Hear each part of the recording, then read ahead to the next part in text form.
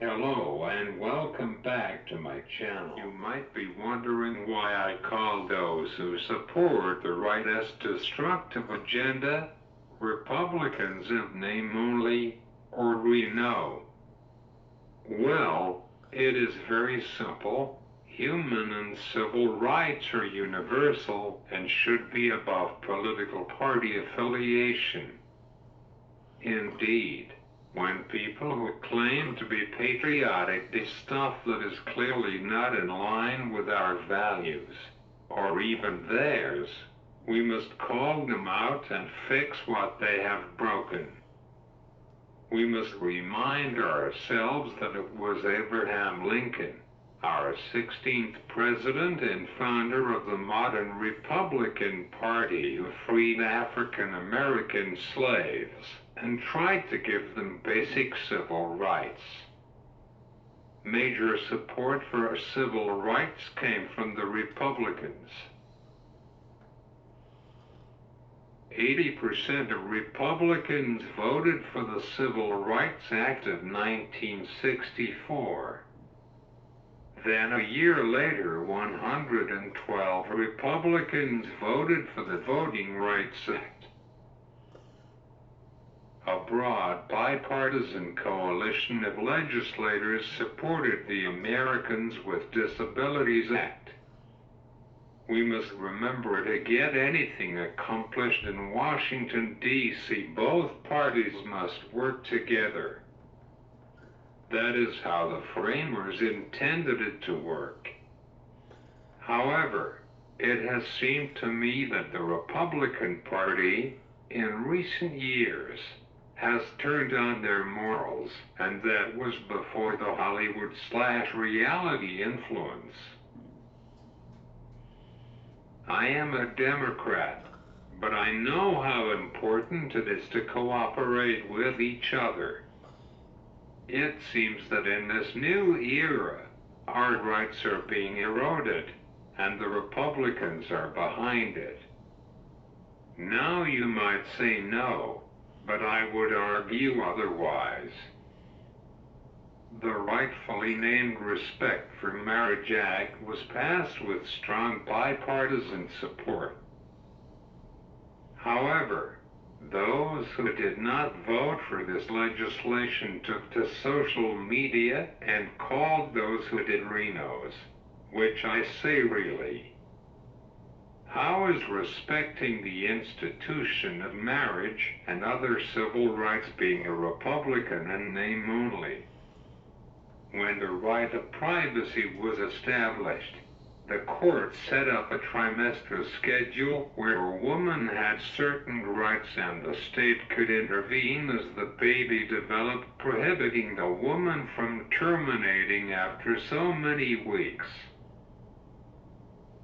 The woman's single S rights could be limited as the pregnancy went on, and I agree with that view. I believe that in the third trimester abortion should be regulated, whereas in the first two the state had no business in a doctor's office, and certainly did not try to persuade a girl who cannot physically or financially afford a baby to keep it. I guess they were asleep in American history class, because not too long ago we did not respect African American marriages, nor interracial marriage. Remember, we saw Africans as slaves to be bought, used, and abused. The Democrats were all so happy to look the other way, while the Republicans battled the injustice. Throughout the 1960s and the early 1970s, the Republicans helped our nation pass civil rights laws, while the majority of Democrats looked the other way. In Pennsylvania, Republican Senator Rick Santorum joined Iowa Democratic Senator Tom Harkin in introducing and sponsoring the Medicaid Community Attendant Services and Support Act. That was not the first time the CASA was introduced by a Republican. Speaker Newt Gingrich, the top Republican and Speaker of the House, was the first person to sponsor this legislation back in '93. Therefore, we must ask ourselves what happened. When did the Republican Party change for the worse? I suspect it started when Clint Eastwood tried to circumvent the law by getting Congress to pass the ADA Notification Act. He was sued by a woman in a wheelchair who visited his establishment and was told that the only accessible restroom was in another building.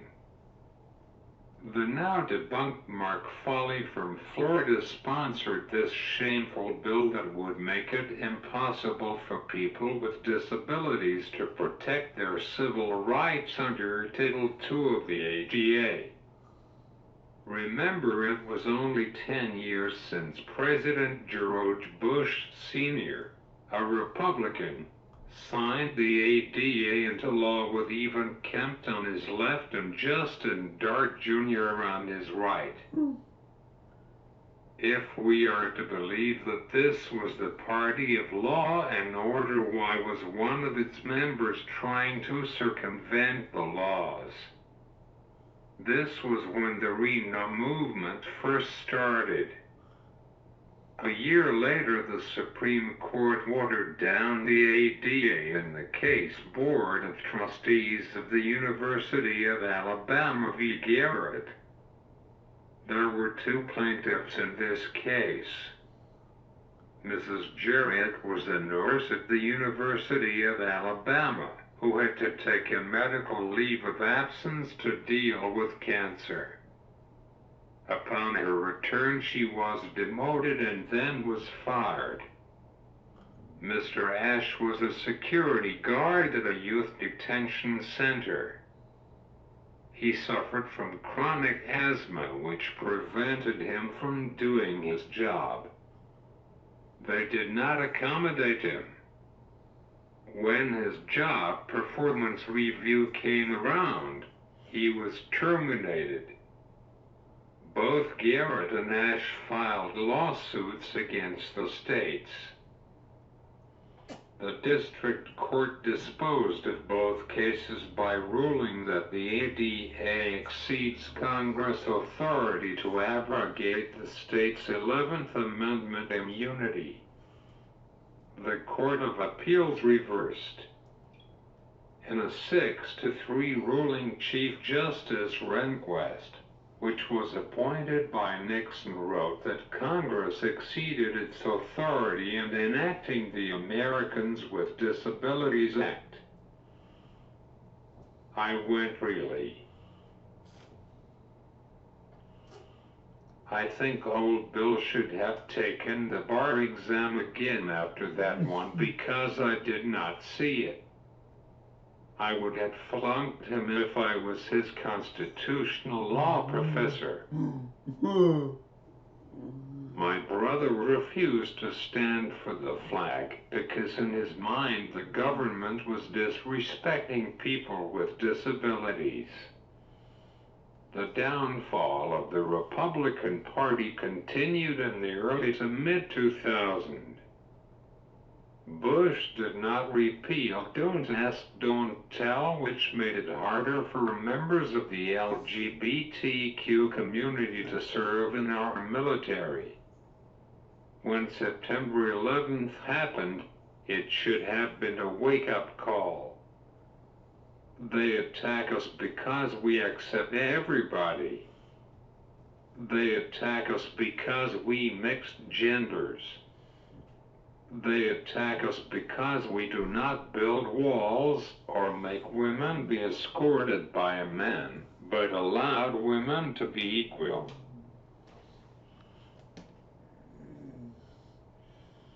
One of my attendants was in the military as a military police officer during the First Gulf War. When she was suited up in her gear, she looked like a man. So, when they went off based on a mission, she told her squad that she would give orders to her second in command, and he would tell them, but no, it was her. President Bush Jr. got us ennobled in Iraq when we should have been hunting Osama bin Laden and disturbing Al-Qaeda. Our military was too stressed. At home, he should have been leading the way in rebuilding the American with Disabilities Act, laying the groundwork for marriage equality, and trying to pass a bipartisan health care bill. After all, the Republican Party was the party of civil rights, right? That is how we secure America. It only got worse.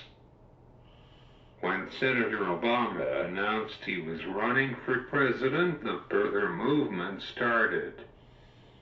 This is when the Republican in name only truly ramped up.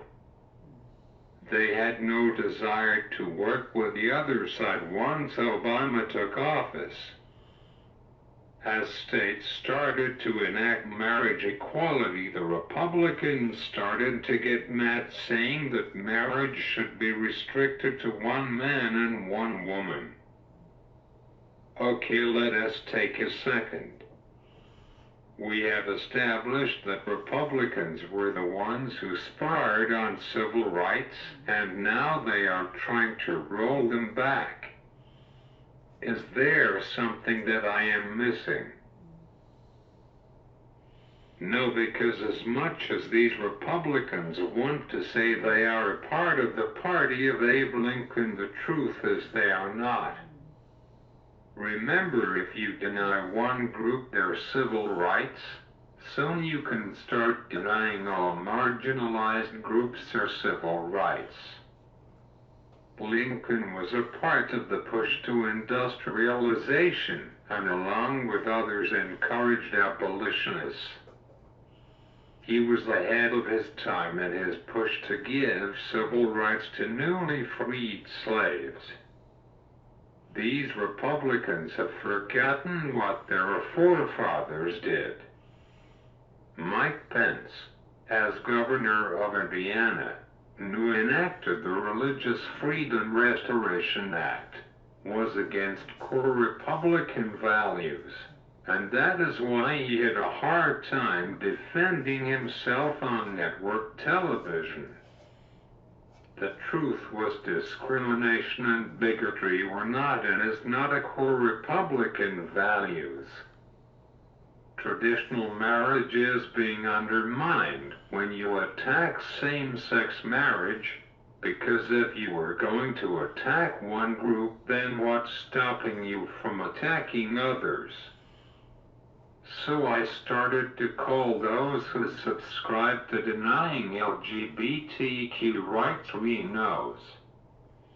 Unfortunately, most of the party is made up by this very dangerous group. Republicans in name only are destroying themselves. They will not sustain themselves at the rate they are going. You cannot build a party on lies and think it will last, because it will tumble. They must look at themselves and ask the tough questions of what could happen if we let ourselves erode civil and human rights before it is too late. Do we want to live in an America where a nurse, a doctor, a judge, or whoever can discriminate against you based on their beliefs and you have no recourse? Please like, share, and subscribe. I will see you soon.